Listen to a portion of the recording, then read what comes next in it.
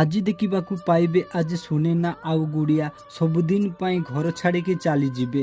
ହଁ ଦର୍ଶକ ବନ୍ଧୁ, ତାପରେ ମାନସ କହିବେ ସୁନେନା ଏ ଘର ଛାଡ଼ିକି ଯାଓନି। ଆଉ ସୁନେନା କହିବେ ପ୍ଲିଜ ଭାଇ ମୋତେ ବାଧ୍ୟ କରନ୍ତୁନି, ମୋତେ ଏ ଘରେ ରହିବାକୁ ଅଣନିଶ୍ୱାସ ଲାଗୁଛି, ଯେମିତି ମୁଁ ମରିଯିବି।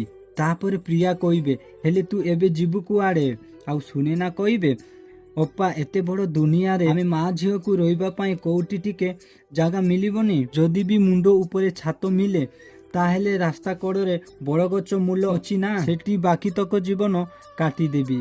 ତାପରେ ବିବେକର ବାପା କହିବେ ସୁନେନା ମା ଟିକେ ରହିଯା, ମୋ କଥା ଟିକେ ମାନ, ଦେଖ ଏ ବୁଢ଼ା ବାପାଟେ ତୋ ଆଗରେ ହାତ ଯୋଡ଼ି ଭିକ ମାଗୁଛି, ପ୍ଲିଜ ରହିଯା। ଆଉ ସୁନେନା କହିବେ ପ୍ଲିଜ ଡାଡି ମୋତେ କ୍ଷମା କରିଦେବ, ମୁଁ ଆପଣଙ୍କ କଥା ରଖିପାରିବିନି। ଏମିତି କହି ସୁନେନା ସବୁଦିନ ପାଇଁ ଘର ଛାଡ଼ିକି ଚାଲି ଯାଉଥିବେ। ତ ଦର୍ଶକ ବନ୍ଧୁ, ବିବେକ କଣ ସୁନେନା ଆଉ ଗୁଡ଼ିଆକୁ ରଖିବେ କି? ତାହେଲେ କମେଣ୍ଟ କରି ୟେସ୍ ଲେଖ। ତ ଆଜି ବୋଲି କିଛି ଜବରଦସ୍ତ ସିନ୍ ଦେଖିବାକୁ ପାଇବେ।